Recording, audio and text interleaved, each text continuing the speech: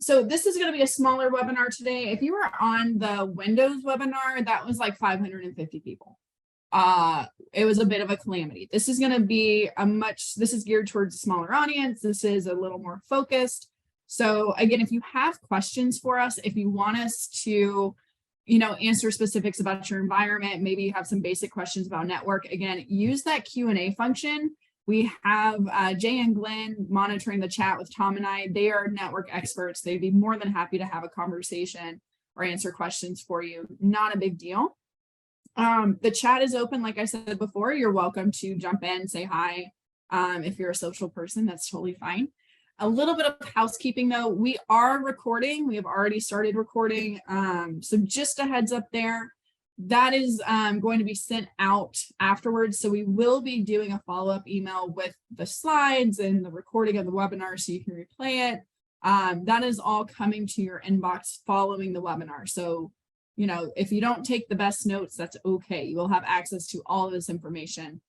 Usually the emails go out the next day. So give us about 24 hours to put that together. And like I said, questions are always welcome.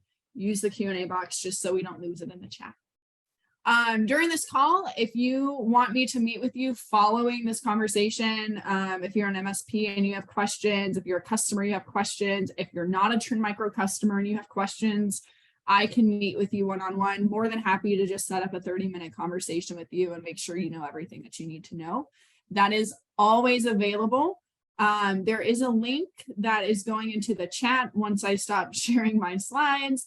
And you can request a meeting there or just raise your hand in the chat. I'll be sure to find you. All right, so moving on. Let's start talking network.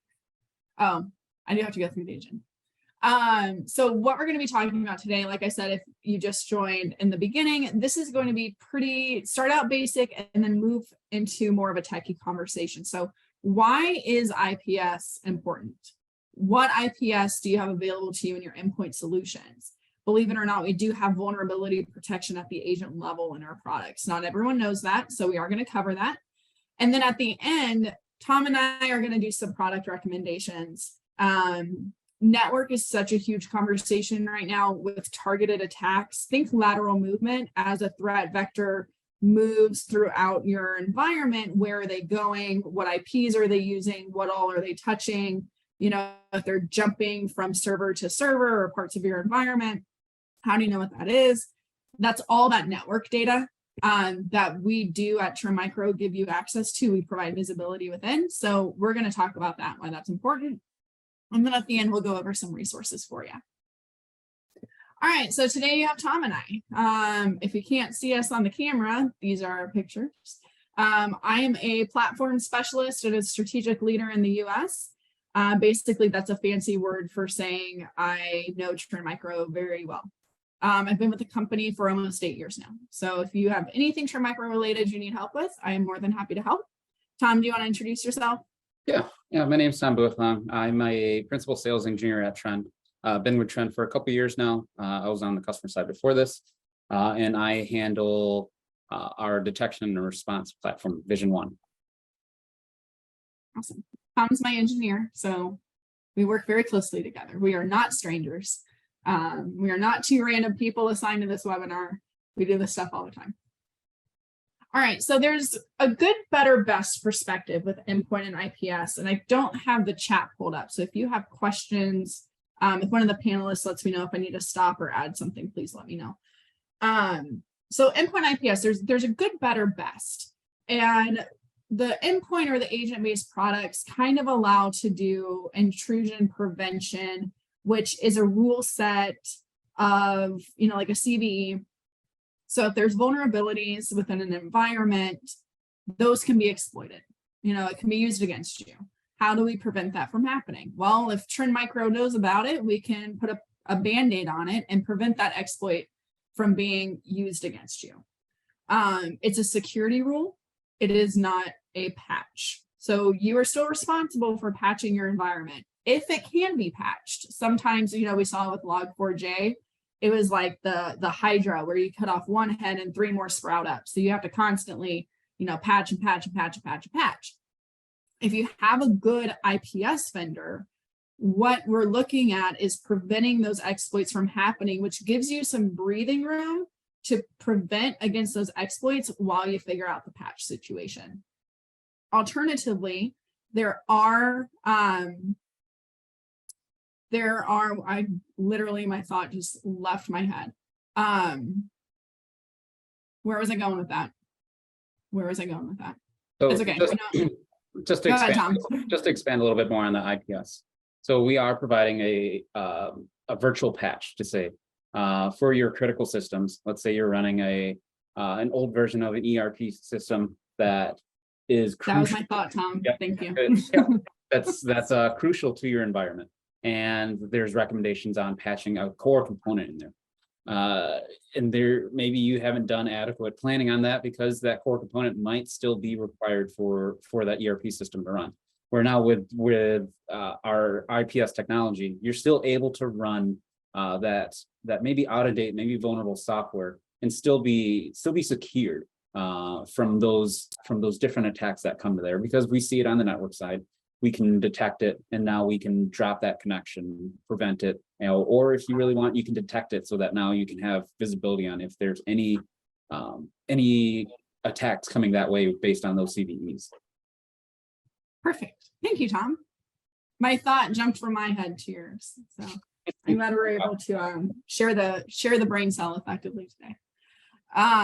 So good IPS is available to, if you're a worry-free customer, you have a good layer of intrusion prevention because those CVE rules are added to your agent, and again, they can't be exploited.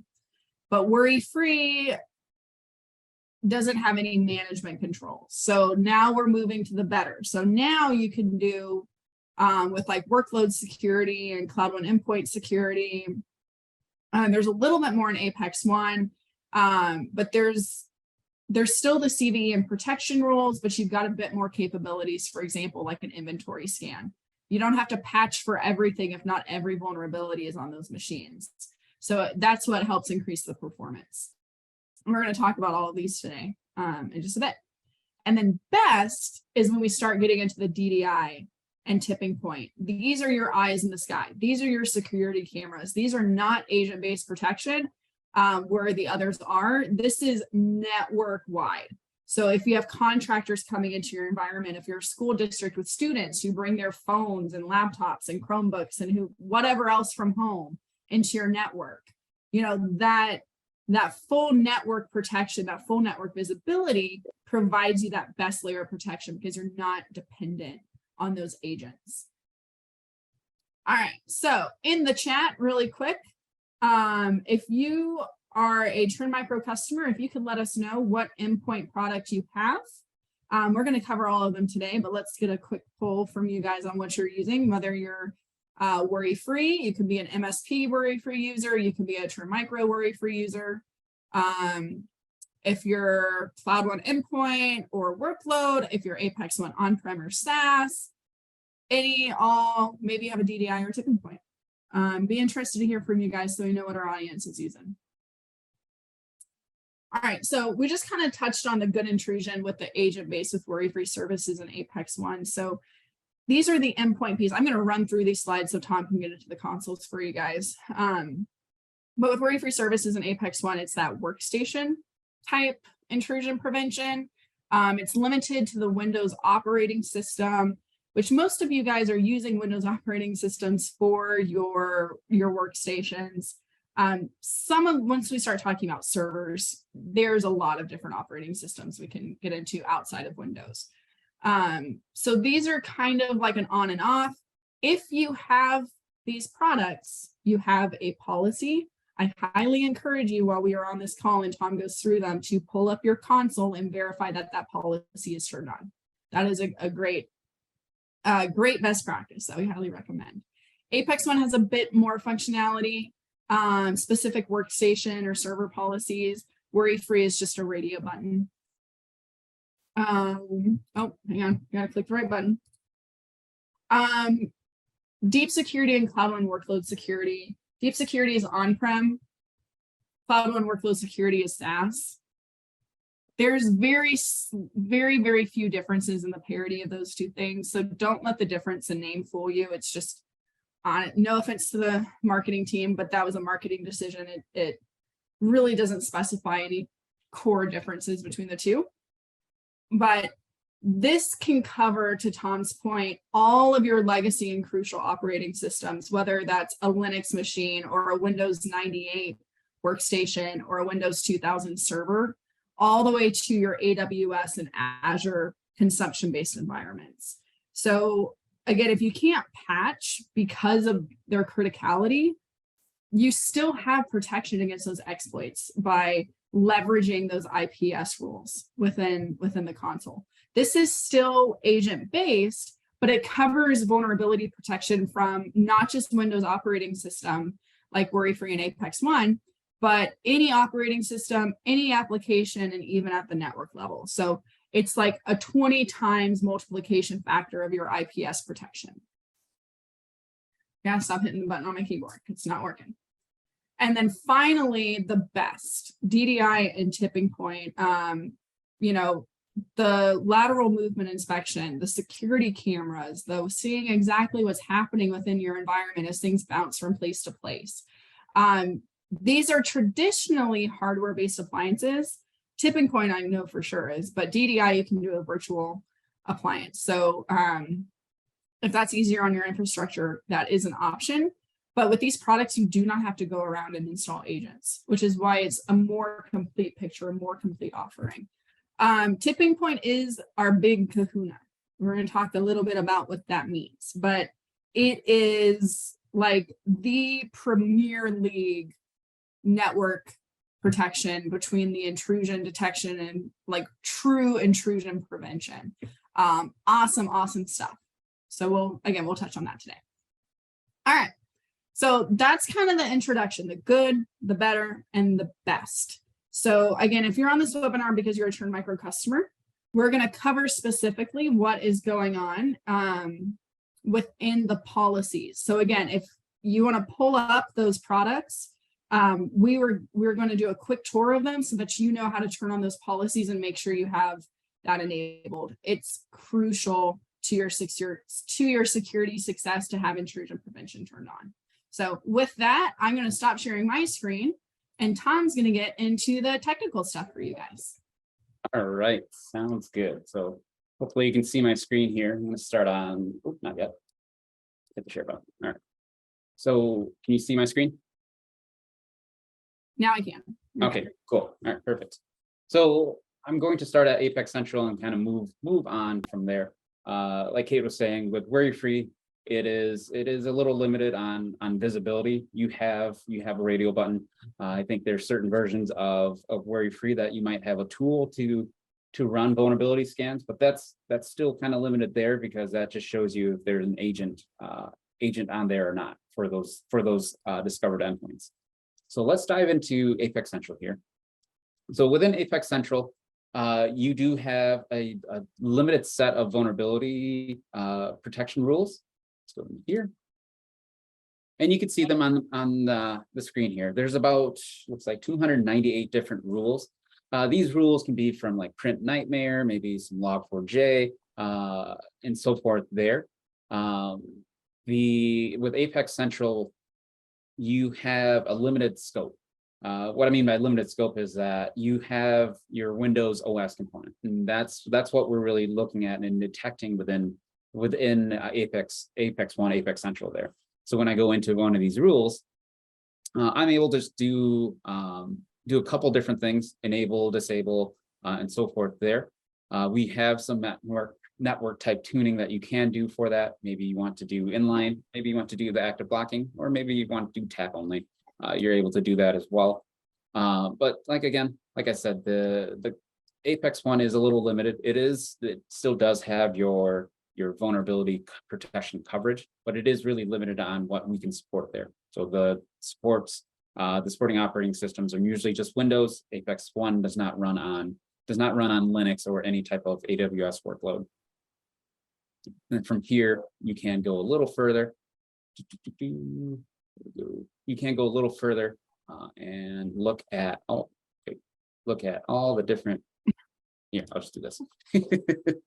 You can go in and look at the rules themselves and say, and if you want to know a little bit more, you're able to click on the rule and be able to see what this is targeting, see what kind of detection mode, when this was last updated, the MITRE attack tactic and technique that's tagged to this, and then you can get a little bit more information from there. So pretty standard stuff, pretty basic on the descriptions. And again, the limited rule set is in Apex One. Again, if you are an Apex One customer, double check that this is turned on. If you've been with Trend Micro for a few years now, it used to be a separate component like years ago. So if you haven't reviewed that policy in a while, there's a very good chance that it's a part of your platform and you're just not aware of it if you haven't been told until now. So do double check that it is enabled. Very critical. All right, let's jump into cloud-one here. So cloud-one workload security, endpoint or workload and endpoint security. This rule set is quite large because we are looking at so many different operating systems, so many different applications that we can provide more insight, provide more visibility, and provide that protection that you guys are looking for maybe those out-of-date applications, maybe some workloads that might not be up to par with vulnerabilities. So you can see here, I'm just going to scroll down just a little bit, but you can see all the different applications that we're looking at. We're looking at Atlassian, we have some Azure, we have some backup servers, but let's dive in a little bit more. Maybe you have SAP in your environment. We have rules for SAP and a lot of different rules based on web server, based on all their different applications. Maybe you want to see what Log4j has. Cool. Now you have rules based on Log4j. And the nice part about what you have within workload, endpoint and workload security is that you can start really fine tuning those rule sets so that maybe you have some machines that are trusted. You can exclude those out. You can do a lot more with that. You can change some more options. Maybe you have time-based scheduling. I'm not sure why you have that, but you can do a lot more with that. And you have that flexibility within your endpoint so that you're not necessarily applying it all on a policy base on all your endpoints. Within workload security, you're able to just go into your different machines. Let's pick one of these out here. And you're able to do a function called recommendation scans. Recommendation scans will inspect what is on that machine itself, and then be able to recommend the rule sets that we're seeing. So maybe your SQL server obviously is not the same as your Exchange server, and your Exchange server is not the same as your ERP system, and those rules are going to be different. So why would you apply more rules than is necessary? So when you look at the recommendation scans, these are custom rules based on what we're seeing, and you're catering that rule set to whatever is on that machine itself. Let's go into one of the events here. I have one that I had a machine that has that's vulnerable for Log4j, and here it is.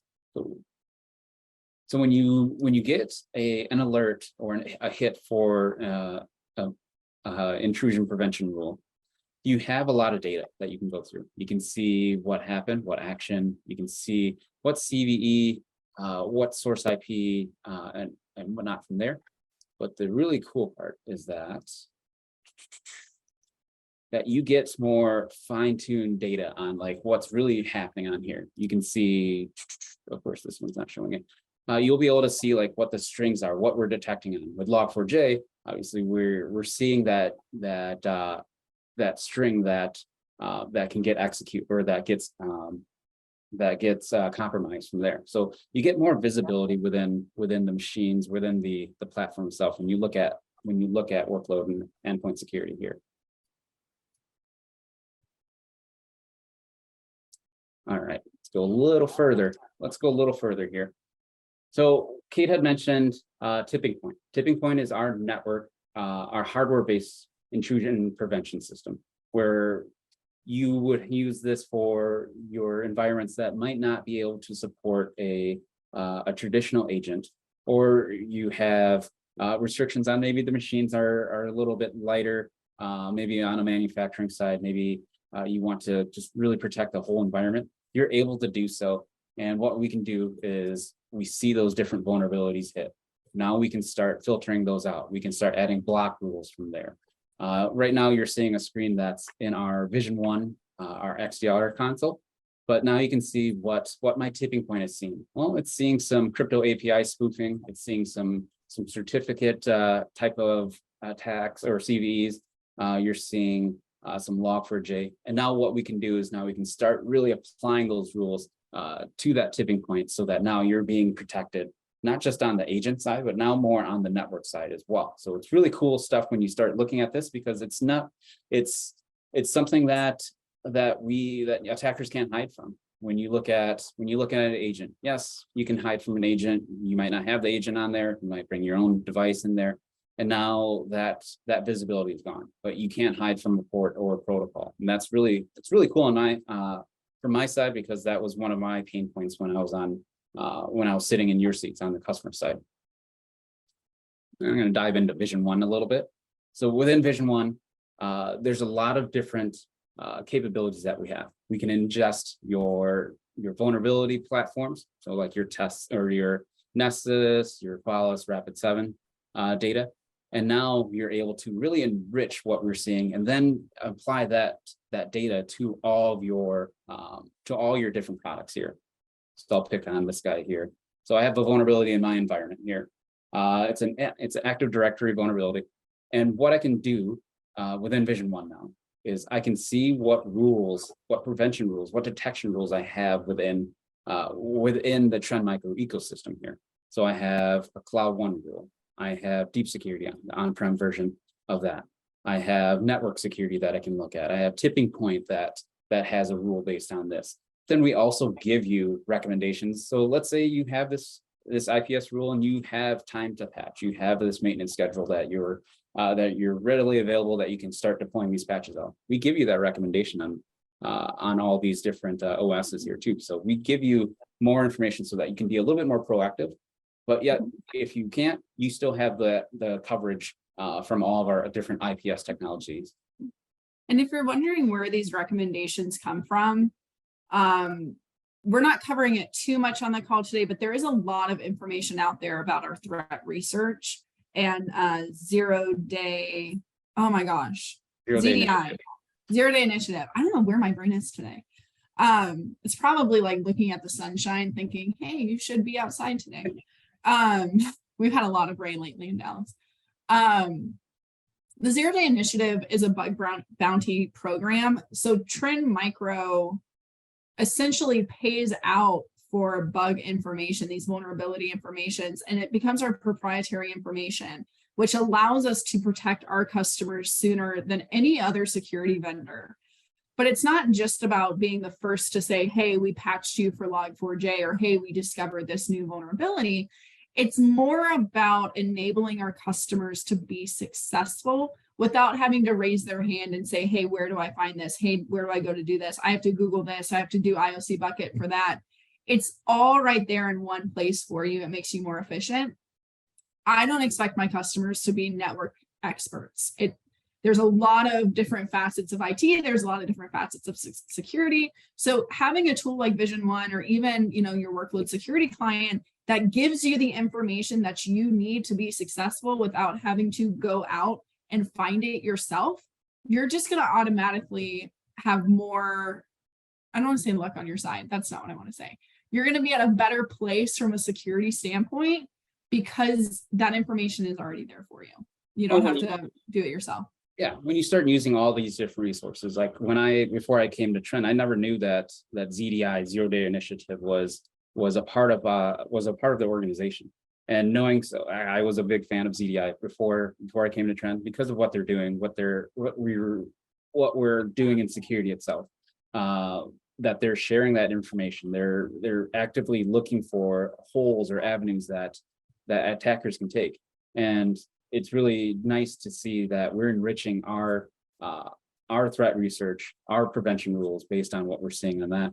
And it's use the tools that you have. A lot of customers that we've talked to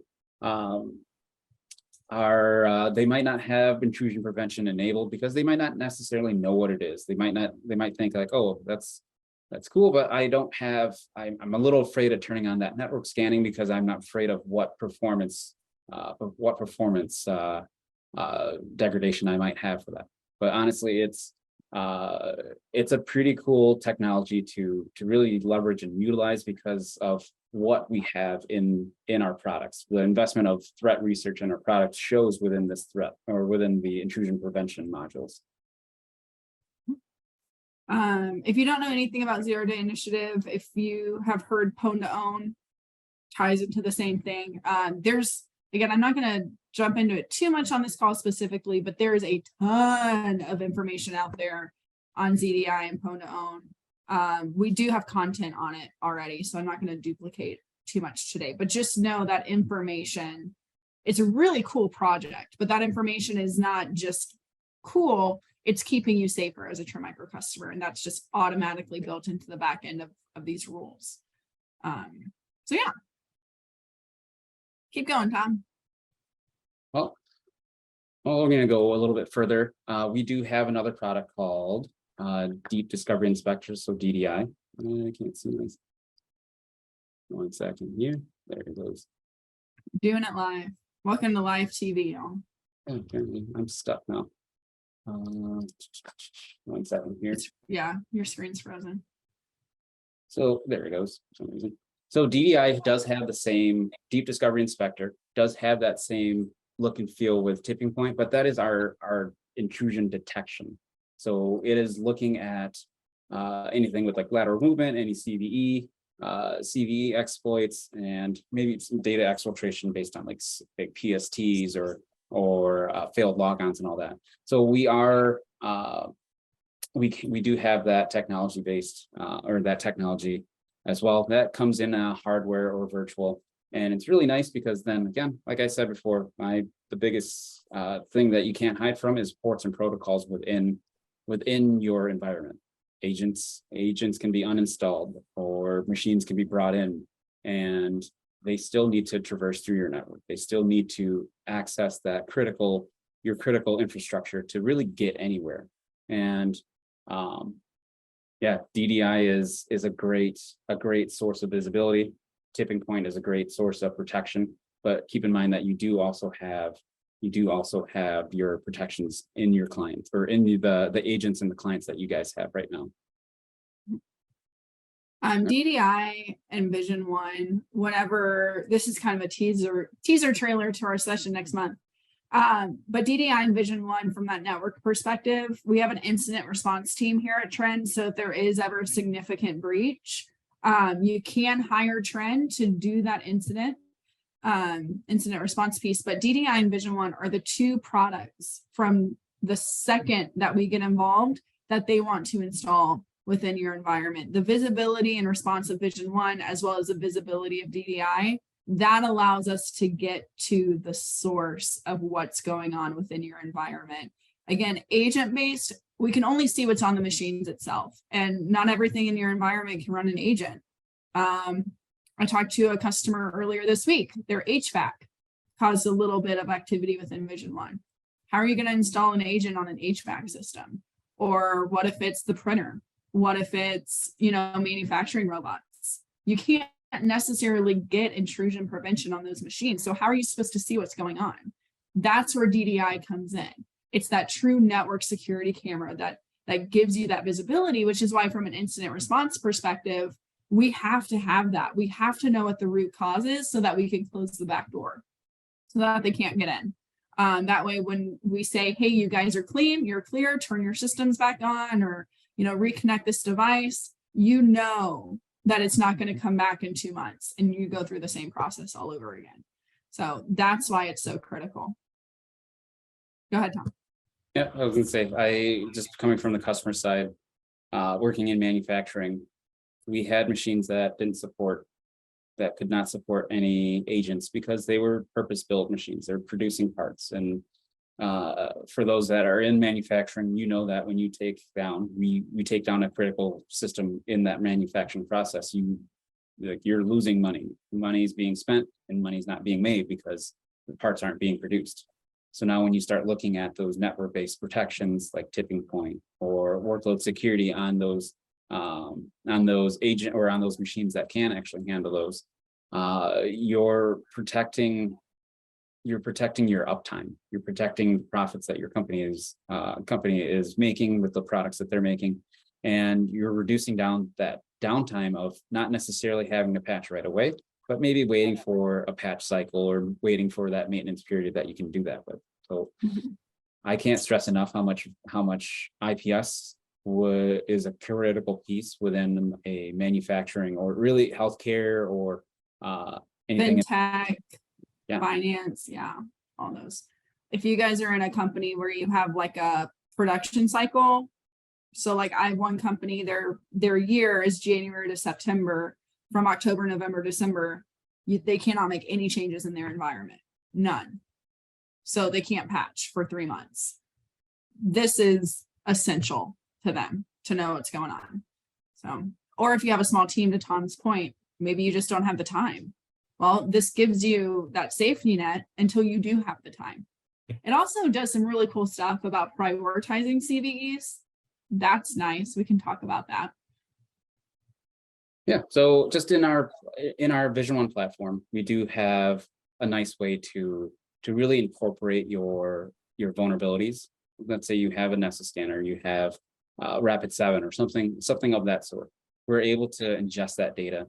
We've already seen a lot of this data because of all the event telemetry that you can send to Vision One, but why not enrich that with what you already have with purpose-built tools? So then when you go into here, you're able to see the listing of all your different CVEs. You're able to see the CVE score. You're able to see the different prevention rules from there. And then really, really nice feature, you can see the exploit attempts. So now you can see if anybody's really touching this or if or not. So when you start diving into one of those, you're able to see, just like I showed before, you're able to see that prevention rule. You're able to see which prevention rules that we have in here. And you can see that this is a detection rule in deep discovery itself. But let's dive a little bit more. Let's go a little further. Apparently my internet is really Mine is too. I've had to restart earlier today already. Maybe there's like a apparently I don't want to say Teams because we're not on Teams. I can't blame Teams this time. But so you can do a lot within here. So you could be a little bit more proactive. Like I said, with this, you can prioritize. Well, I want to really mitigate my biggest scores. So you can see the risk score here. So now you can start planning your patch process. You can start really looking or planning this out with your change control boards or within your SCCM or whatever patch management system that you're using, so that now you can mitigate that risk down there. Obviously, with Vision One, we are looking at more. We're looking at XDR detections. We're looking at account compromise based on all those different integrations. But that's a later conversation. This is more about the IPS and the CVE talks here. But you could do a lot within Vision One, such as like reducing your risks or maybe automating some of the response actions based on what we're seeing. Maybe an IPS rule hit. But there's other things that are happening before that. Maybe you want to isolate a machine or collect some different files that you might be seeing on there, or really disable a user or reset their password. You have that ability within Vision One, based on all that different telemetry data from your network, from your endpoint, your email, your servers, and so forth there. Now, Vision One is a great tool. You can use Vision One regardless of what endpoint product you're using, if you're a DDI customer or not. This is that centralized management or security operations dashboard that allows you to be more efficient.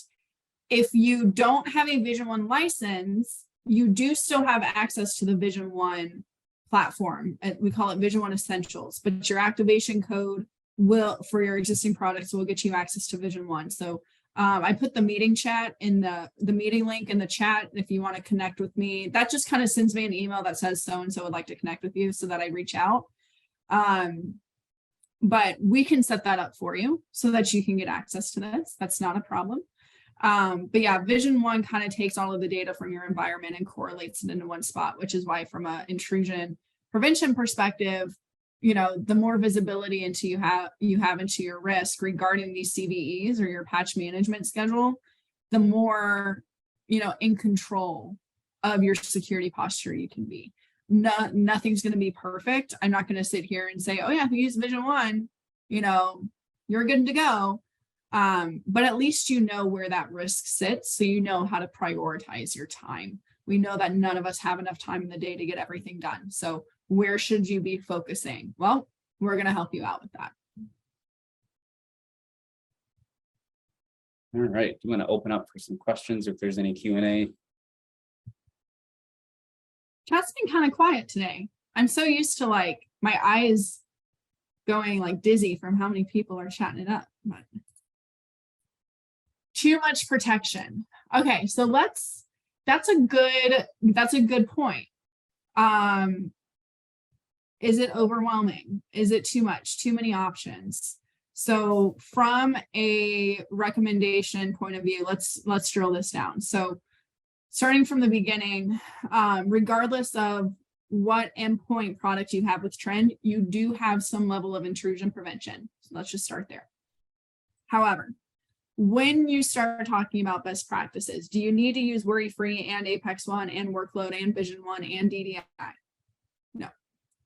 What we recommend is a SaaS-based endpoint protection product such as Apex One SaaS or cloud-one-workload-security and endpoint.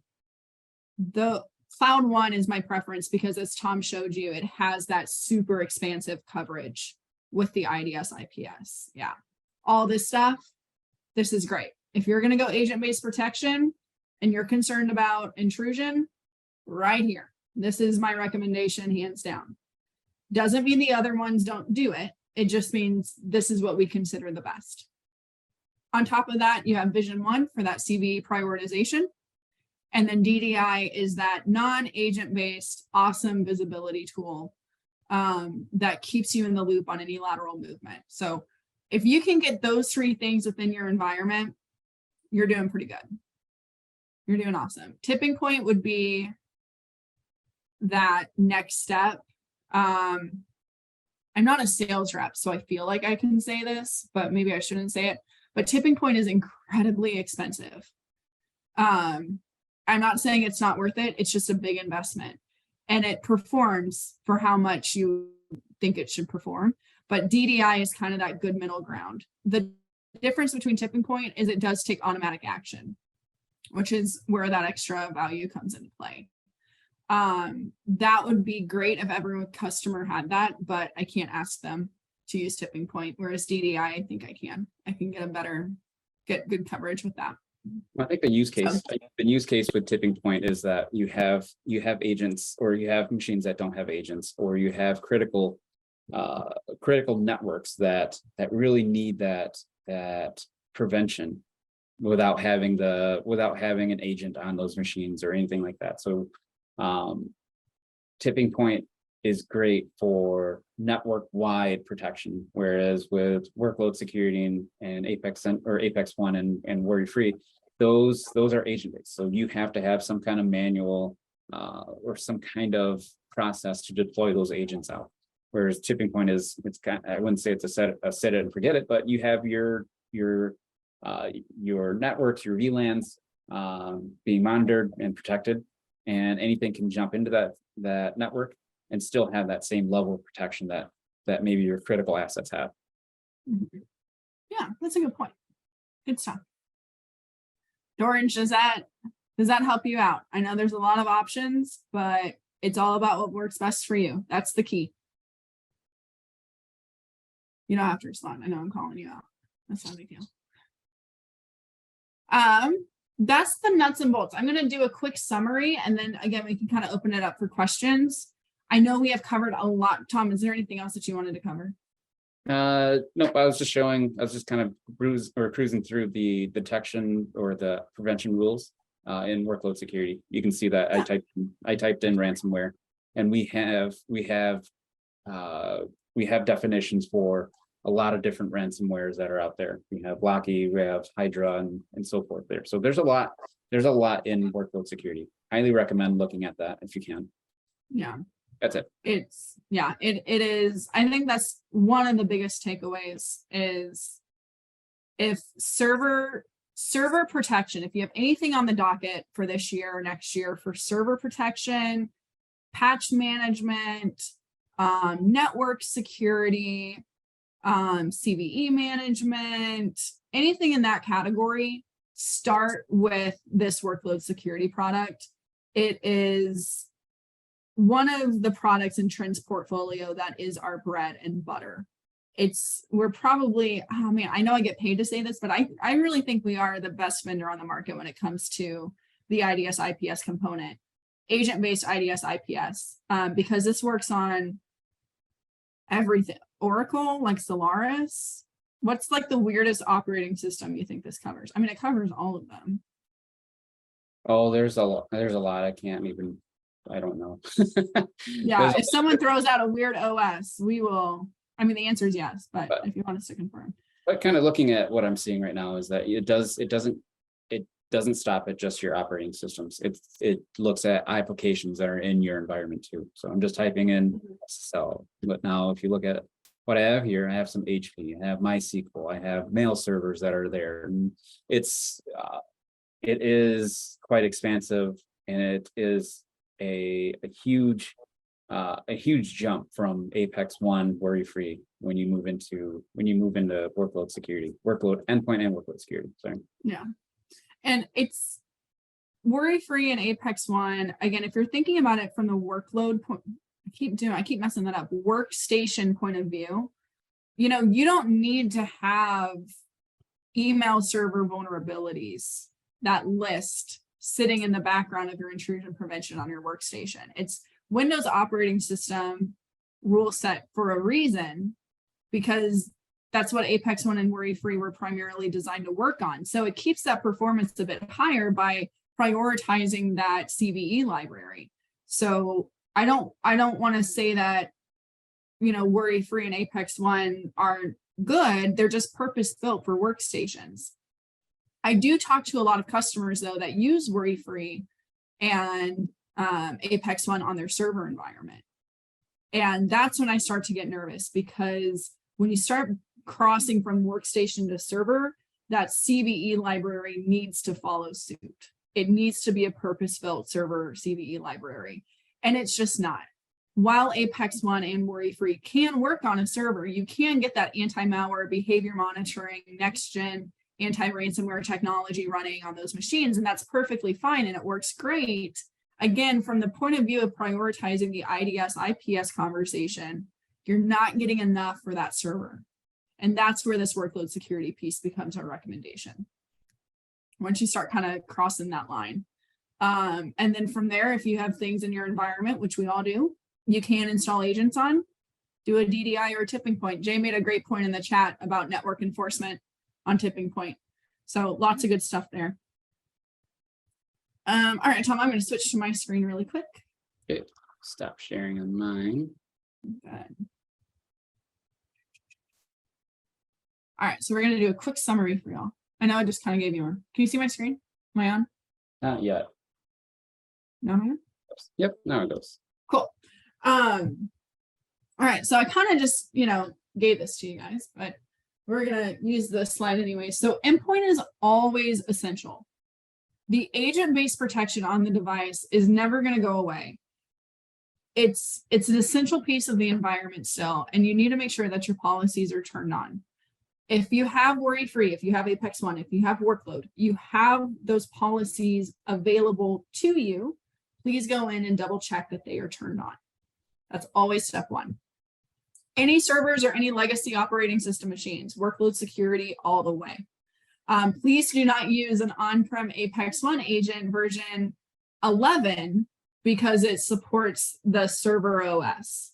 that you're running it on and you can't update the software because it doesn't support the OS. Please do not do that. You have options. If you need to stay on-prem, you can stay on-prem, but we're going to switch you to either deep security or workload security. It is a much stronger security strategy than running out-of-date software or not using a server-tailored IDS-IPS structure. DDI and network detection and response, enhance that visibility and remediation.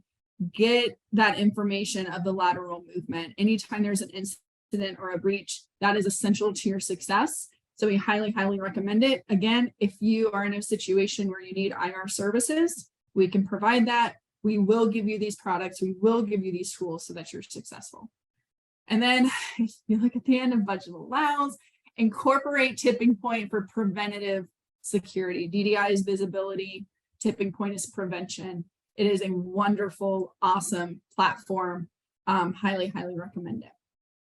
Something that we didn't really talk about, but highly recommend it as everything else. Check out TX1. It's our sister company. If you're in oil and gas, if you're manufacturing, if you're medical, that is a network-based security system that is tailor-made for those, what is it, those lockdown machines? I know there's a term for it, but I can't remember it. Oh, the HMIs, the crucial production system machines that can't be altered because they came from a third-party vendor or a supplier of some sort. Yeah. If you don't actually own the machines or the technology, you can use TX1. That's a great one. HVACs, those HVAC vulnerabilities, you know, those coffee makers, those, you know, refrigerators that connect to the Wi-Fi these days, all that stuff, you're covered. I know that sounds crazy. IoT, it's a real thing. All right, moving on down. So a couple of resources for y'all following this conversation. Again, I know it's a lot of information, and I hope you kind of, as we were going through, you're like, okay, I'm here, but I want to be here. Maybe you're here, but you want to be over here. We have a customer advocacy team. That's the link that I posted in the chat. I am a part of it. I have other colleagues that are a part of it. All we do is talk to customers about, you know, their security posture and improvements that we can make. We do not earn commission. We are advocates. We are security advisors.